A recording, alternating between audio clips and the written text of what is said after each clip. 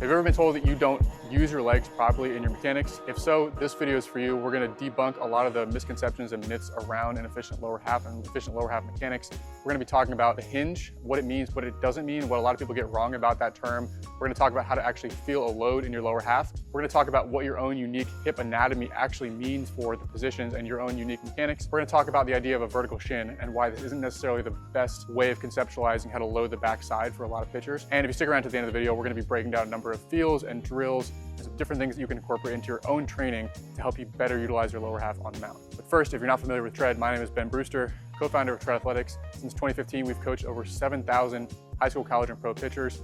We do both remote and in-house coaching, and we're the largest remote coaching company for pitchers in the world. Our goal with this channel is to provide the information and resources to help pitchers reach their athletic potential.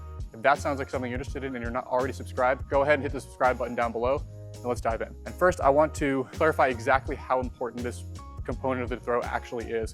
For me personally, this was worth 5 to 7 miles an hour. This is something that helped me get a huge jump in velocity and ultimately get drafted and play professionally in college once I figured this out.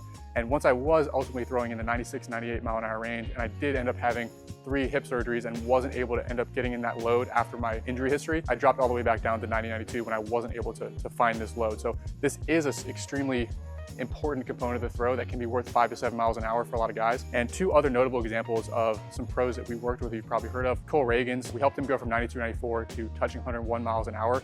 And a big component of this transformation was just learning how to wind rotational tension and load the backside properly. Another is Brock Stewart, who had a huge mid-career resurgence back into pro baseball, back into the MLB, and back into touching 100 miles an hour in his mid-30s as a guy who never threw that hard in his early 20s. So just giving you an example of how important this can actually be. This isn't like a minor detail. This is a foundational piece of how to actually throw hard in a sustainable way. So let's first recap the general purpose of the lower half. Now, in its simplest form, what the purpose of the lower half is to find a load so that you have something to unload. So if we never actually have any way of creating a load in the backside and creating a load with the pelvis, then we have nothing to efficiently unload. So really, lower half is about transferring energy from the ground up into the torso, into the arm. But we need to find a load first to be able to have something to unload, to be able to send energy up the chain. If we never find a load, then there's really nothing to unload from the hips, and the torso ends up doing all the work. Right? We've all seen guys. I was on vacation a while back. I threw with a local high school team. You watch them line up and throw. Every single guy had the same exact issue. None of them loaded their backside efficiently, and it was just lift, leak, lift, leak. There was no loading happening in any of them. And so this is extremely common, but the idea is if you can't ever actually load into the backside, your pelvis doesn't have anything to unload, and we can't send energy efficiently up the chain. So if we're trying to get our arm to move fast, we need to ultimately be able to get our torso rotating fast and get the arm in plane. If we want to get the torso moving fast, we need to be able to get the pelvis rotating fast and sync that up with the torso with good timing. And so to get the pelvis rotating fast, we need to ultimately be able to create a load in the pelvis so that we have something to unload. That's the fundamental purpose of the lower half and how it correlates so importantly to pitching velocity and sustainable, efficient pitching velocity. So what's cool is here at Tread, because we have a motion capture lab and we study this stuff, we can actually measure the flow of energy through a pitcher's body. So we can look at this energy flow sequence and actually measure what the drop-offs look like and how efficiently each segment is able to transfer energy to the next segment. So we can actually see where that leak happens and at what part of the throw that leak is happening so that we can better diagnose and create a prescription and create a specific training protocol around that to actually target that. If you're interested in more like kind of lead leg block mechanics, we already did a video on that, which you can check out here. If you're interested more in like an overall deep dive on the general purpose of how the lower half mechanics work, we also did a video on that as well, which you can check out here. This video is going to be more focused on back leg mechanics in particular. So let's start here by talking about the hinge. I think this is a good place to start because most people watching this video probably heard the term hinge. Now, what do you think of when you hear this idea of hinge? So I immediately think of hinging in the weight room, where it's shifting hips back, loading up the posterior chain, loading up the hamstrings, loading up the glutes. And so it's that initiation, hips back, loading up the glute, loading up the hamstrings, in a deadlift, an RDL, any type of movement like that. And I think this came about because people noticed there was a little bit of a correlation there between how that feel happens and how that move happens in the weight room, and how some pitchers initiate a posterior movement of their pelvis to load into the posterior chain. Now this fails on a couple fronts in my opinion. I don't think it's the best way of describing how to load the lower half. One, it's more of a sagittal plane move. It's only happening really in one plane here. I'll get to that in a second. But the main reason is that not every player loads this way efficiently. So what I mean by this is some players perform really well if they load into their heel, load into their glute, load into their hamstrings. I was one of those players. There's a certain subset of players that they actually do better with much shallower back leg bend, a little bit more into the quad and a little bit more into the forefoot. There's quite a few players that we've coached that throw upper 90s. They actually prefer to load into their backside, forefoot, quad, upright, and really not much hip flexion, as opposed to somebody like me who wants to load a little bit more into the glute and a little more into the heel. So it's not necessarily that a deeper hinge, a deeper position, more into the heel, more into the glute is better. It's really determined based on your specific kind of movement preferences and how your body's built. So that's one reason why it's hard to generalize that everybody should be hinging more. The other component is, as I mentioned, it doesn't really capture the three-dimensional component of the hinge. The hinge is not just hips back like this. It's really more of a rotational three-dimensional winding of these tissues. And so most people think of hinge here. It's really that move right there. It's being able to take both a load into hip flexion, but also a load into rotation. And we're winding the tissues in the lateral and in the deep hip. So we're winding that outer glute, we're winding those deep hip rotators, and that's the feeling of winding the spring so that now we have something to unload into landing. That's why I'm not a huge fan of this term hinge. It's more of a rotational hinge if you're going to use that term. Here's a couple examples of upper 90s or 100-mile-an-hour guys who've thrown in our pitching lab. And these two guys here, both in the 49 to 50 degree flexion range of motion. And so they're pretty shallow in the back hip. These would be more kind of forefoot quad dominant guys. And then here's a couple guys that have a ton more hip flexion. These are 63, 66 degrees of hip flexion. You can see they're much more forward with the torso in much more hip flexion. So there's not a one size fits all prescription for everyone should be doing this classic hinge position. When we think about why we should be winding three-dimensionally into the back hip, this is also going to be providing stability for the pelvis. And so this pelvis isn't just kind of floating down the mound. We've wound into a position of maximum stability. Now we can ride that pelvis, hold that tension as long as possible, and have something to unload against. We're in a stable position in the ground, and we have something to actually rotate against because we've actually wound tension into that backside. We're not just floating in space here with nothing to rotate against. What you can do to test this, if you're kind of skeptical, go out on a field, take a 6-pound medicine ball, and just do a couple of different shot put throws and measure the distance. One, you can just not think about loading tension at all. Keep the hips kind of externally rotated, just shift your weight and throw. And another, you're gonna actually load the pelvis over the backside, fire the hips and throw. And you'll see there's a lot more power when we actually can wind into tension and unwind versus just having this pelvis floating in a non-stable position out in space. So what does this tension actually feel like? It's kind of abstract until you can feel it in your own body. I certainly couldn't wrap my head around it throughout most of my career until I felt it in a certain context. And then I had something to actually connect it to. So one way that you can think of it, if you just get into a wide stance, right, I'm a lefty, throw in this direction, take your glove arm, reach cross body as far as you can, right? You're gonna be winding up that back hip into tension. So you might feel, again, deep hip rotators, you might feel outer glute, but that would be an example of what are you feeling in that back hip when you get to your end range? Where do you find that, that block or that end point? That would be an example for you of where that tension is. And again, it's gonna be dependent on you specifically, whether you're a little more upright, a little bit more forward, back hip's a little more internally rotated, more externally rotated. It's gonna be dependent on the guy. Another option is you can take a swivel chair. As you kind of straddle the chair and ride forward on the floor, what you can do is imagine that you're not allowed to extend the knee at all. And so keeping that knee flexed, move forward as far as you can on the stool. That's the feeling of riding tension. As you move forward, you're winding into more and more and more tension as you go. The stool is sitting there supporting you, and you're trying to get as far as you can using the groin, using the adductors, using every other area outside of extending the knee. So it's that feeling right there as you're moving forward, as you're winding into tension. Those are two different ways that can help guys initially wrap their head around that feeling of tension. What does zero tension look like? Again, I mentioned the entire high school team that I was observing playing catch. Zero tension, you're just lifting, opening, lifting, falling, opening. There's never actually a load happening over the backside to actually gain that stability so you have something to unload. And then one other component too, while we're focusing more on backside tension, just recognizing there's also a component of front side tension as well. So that backside tension helps hold the pelvis closed and stable, winding that kind of back leg spring. There's also a front side tension component in the glove arm where we don't want to just be open in supination, open from the trunk as well. So there's a certain amount of front side tension here, front side tension, internal rotation tension on the glove arm as well. And so you pair both of those, and now that's how you're able to wind the spring, stay closed as long as possible, and then pop open and unload that tension at the last second. So what we've established so far is that we do need to find a 3-dimensional load in the backside. This is going to take different forms though, based on your own unique anatomy. And so one way to initially just test how your own hips are structured, at least on a very basic level for rotation, is we're going to sit on a box with our knees bent roughly to 90 degrees. We're going to put a foam roller between our knees, and we're going to rotate the feet out as far as we can. So you can get a general ballpark. I mean, even just standing here and doing this, I'll show you, like, I have 40, 45 plus degrees of IR. So if you're in that kind of 10, 15 degree range, you have under 15 degrees of IR, right, you're gonna be in that more tighter mover camp, at least as far as hip rotation is concerned. You're not gonna be a super big coil guy. You're not gonna be in super deep ranges of motion if you're this guy right here.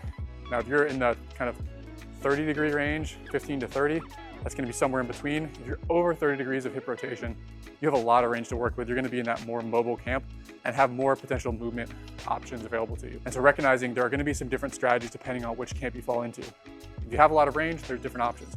So one is what I would consider getting that tension from the top. I would consider this a pelvic-driven load or a pelvic-driven internal rotation. A couple examples here would be Untitled Chapter or Paul Skeens, right? Both guys are in relatively a vertical shin position on the back side, but they're getting that load by rotating the pelvis over top of that rear femur. And so it's a loading from above. The other option is you can load into tension from below, from the femur. Mitch Keller, Mason Miller, tons of examples here as well. But loading from below, that butt buckle could still stay relatively neutral. The pelvic could stay relatively neutral. And now it's getting that load more from below. So it's getting that load more from a positive shin angle as opposed to a vertical shin, keeping the pelvis more neutral.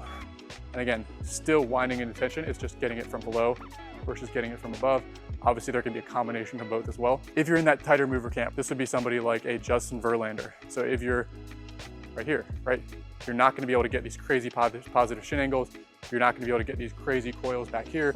And so there's still an attempt to load into the back leg. It's just gonna look like a relatively vertical shin. But this is something that we mistakenly thought a handful of years ago, is that, okay, tighter movers, when they throw, that shin ends up a little bit more vertical.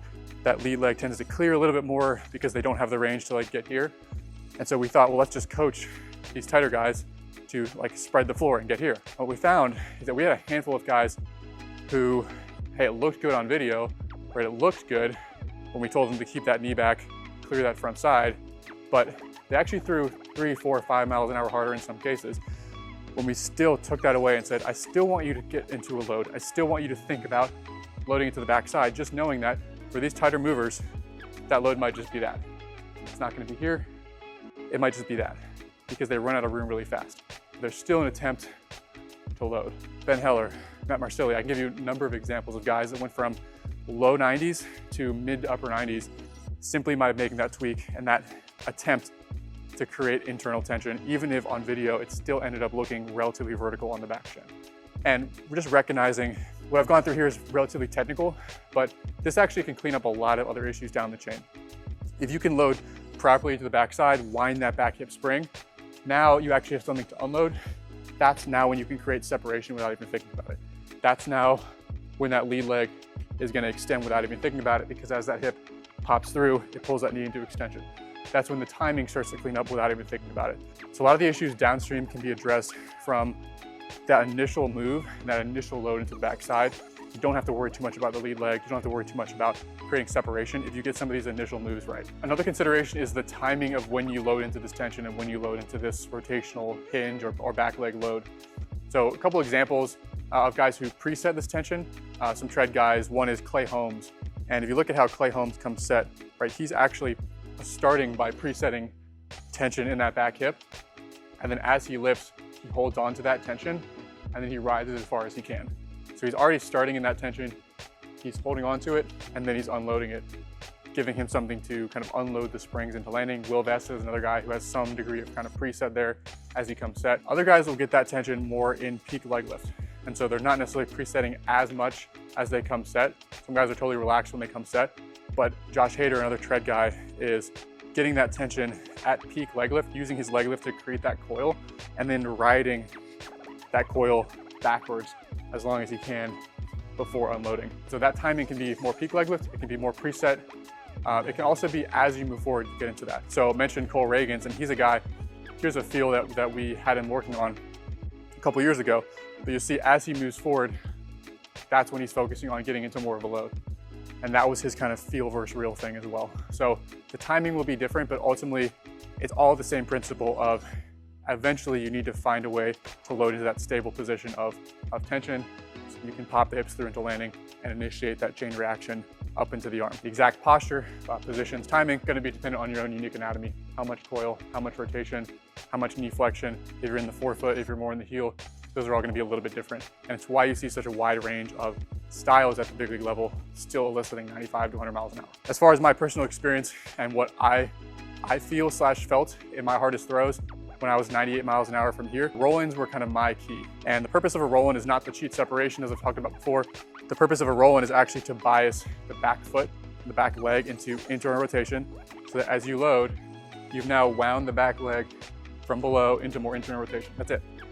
So that's the purpose of the roll-in, is to exaggerate that feeling of tension and load in the lower half and in the back leg, throw from there. So for me, when I first did that, what I felt is that deep kind of stretch and tension in that upper groin, upper adductor area. These are the deep hip external rotators. And my focus from there was, okay, immediately throwing 40, 50 feet further in long toss, immediate take up 3, 4, 5 miles an hour. And it was really just like, how do I hold on to that tension as long as I possibly can? How do I direct my back hip at the target, into the target, while holding on to that tension as long as I could? And then for my delivery, I just tried to mimic that feeling. I turned my back foot in about 15 degrees, and I tried to mimic that feeling of riding that tension in the back hip towards the target as long as I could. And so that was my feel. But if you talk to a number of hard throwers, they're all gonna have their own unique feel that they communicate. So don't read into that too much necessarily. So let's talk about some feels and some drills and some things you can do in your actual training to work on this. One is recognizing that mobility can serve an accessory kind of support role here. If you're already extremely mobile, you probably don't need to overly focus on mobility here. You already have plenty of range. It's just learning to utilize that range. That was in my case. Now, if you're somebody who doesn't have a lot of range, it can be helpful in some of the examples I mentioned before. These were guys where we worked on making sure the back ankle had sufficient room to maneuver, where we worked on range through the tibia, where we worked on range through the actual groin, so they had plenty of room in abduction in this range. And so we still made sure that there was enough room in the back leg to actually find a load, even though the actual rotational range of motion is going to be somewhat limited by your genetics and by your anatomy. There can be a little bit of room to kind of open up some range of motion, but typically just the way that our hips and our pelvis are structured, the orientation of our hip sockets, the orientation of the actual head of the femur, the degrees of how they're oriented, it's going to be, you can't change those. There's going to be a bony block at a certain point where if you're a tight mover, you're going to be a tight mover. We might be able to bias 5, 8, 10 degrees of extra range of motion, but recognizing you're not going to turn into a Wallace Chapman if you're already a tighter mover. There's some genetic bony limitations there to be aware of. That would be the mobility side. From a feel standpoint, some different things that you can do on top of what I've already mentioned. One is, the idea here is just to give yourself some context of what you're trying to accomplish in your plow throws, in your drill work, in your catch play, in your bullpens. It's not that these will 100% transfer to the mound or to a game immediately. It's just, this is such an abstract thing to try to understand, but once you felt it one time, you now have something to grasp onto, and you now have some idea. It's not real until you've actually felt it in your own body. So a 3D strap, this is a great option where you can just attach a 3D strap to an anchor or to a cable machine, load it up 20, 30, 40 pounds, wrap it around your hip. And from here, we're just thinking about staying back while moving forward, staying back while moving forward. And that band is trying to open us up into early rotation, and we're trying to resist it. So you can see this commonality. A lot of these drills is going to be feeding the flaw. And so that band, that strap is trying to open us up.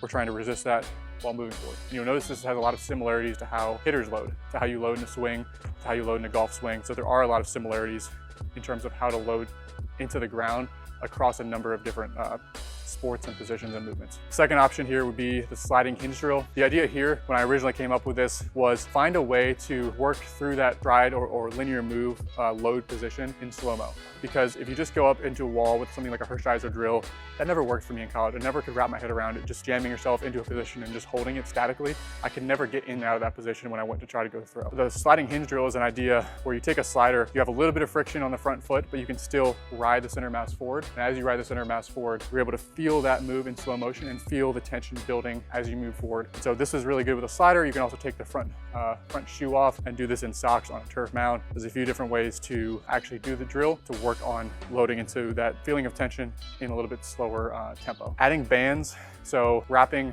3 bands together, looping it around the hip, similar to that 3D strap feel. Again, same idea. We can do a number of our throws out of this, and we're just trying to bias early rotation so that our body has to fight to hold the hips closed and learn to create that tension and resist opening up early until the last second when they can pop through and kickstart that chain reaction. One drill that we recently came up with was adding that kind of band setup around the pelvis and then pairing that with a band setup around the front side. So this is something where you can wrap a band around the thumb, around the arm, pulling you into supination and external rotation. So pulling the front side open early. And again, you have to fight that and resist that by holding the arm closed into internal rotation and pronation, front side tension and back side tension. This is the one that you can do in a rocker drill type setup just to really kind of internalize that feeling of we're trying to wind tension here, front side, back side, not just shift our weight with 0 load and just open up early. And then the stool hinge drill, as I mentioned before, again, just a super simple like training wheels, learning feel, where how do I move forward without extending the knee? How do I get going forward as far as I can before I run out of room? And where do I feel that tension? And where do I feel that if I don't allow the knee to extend? And I'm just moving forward as far as I can this way. We get into some of the drills that you can do. Again, this is going to depend on where are you most comfortable getting that range from. We're trying to think about getting the range from below, which is how that worked for me ultimately. Biasing internal rotation at the bottom is really going to be the thing that clicks best for you. So turning that back foot in, this would be like the simplest hack to try right away. It's like next bullpen, next catch play session. You're simply going to come set and we're going to turn the back foot in 15, maybe 25 degrees. And so just biasing that extra little bit of internal rotation, we're winding that lower half spring just a little bit more. See how you throw. If you're 1, 2, 3 miles an hour up pretty immediately, this is not uncommon. This actually works fairly well for a decent, surprising chunk of guys. We'll try that first. Another option you can do to bias a little more positive shin angle is you can hook the rubber. So hooking the rubber, if you just try this and you notice an immediate bump, again, it's a little bit tough if you don't have kind of consistent mounds in the current level of competition, but this is just worth noting if this does help, and we can figure out how to kind of incorporate that feeling of loading more into the inside of the back leg from there. There also are a number of products. One that we've used before is called the Power Up Wedge. And again, it just attaches to your shoe and biases you into a little more of that positive shin angle. So we're just gathering qualitative and quantitative data here and seeing if any of these movements lead to a velocity bump, lead to everything cleaning up down the chain, and what kind of feel that gives the player. So we're not necessarily looking for a magical kind of immediate transformation, but we're trying to gather data of what allows them to move more efficiently, and do any of these give a significant relative bump in velocity at that given intensity. The other thing to try is adding counter rotation or coil drills as well. So we've done some of these back foot in, roll-ins, just turning the back foot in, try everting a little bit more, try hooking the rubber. Now we can think about coiling a little bit more. So drills like the janitor drill, where we're already starting in quite a bit more coil, those can be helpful for some guys. Again, even guys with limited range, right? You might not end up here. You might end up here before you run out of range. That's okay. It's still going to be winding tension, watching how the throw unfolds. How does that feel? What are the numbers? And understanding that we can discard some of these movements if they don't help, or keep them if they do end up helping. Quick picks, Darvish drills, rotational step backs. Here's Cole Reagan's doing that. That was a key one for him. But again, we're just focusing on getting the pelvis more counter rotated to bias that load more from above. And then as we talked about earlier, presetting tension. Drills like the tension rocker, where we already talked about reaching cross body to find that position of tension. Well, instead of just starting a rocker throw like this and just shifting with no load, right, we can reach, find that tension, and walk our way out to that feeling of max tension. Similar to that stool drill, like as far as you can get where you feel that tension, like, okay, there's your starting point of your rocker move. Now we're gonna do a rocker from here. And now we're actually loading and throwing out of that position of tension. So we can bias it in some tension rocker drills, tension rocker with a leg lift, and then presetting that tension in your delivery as well.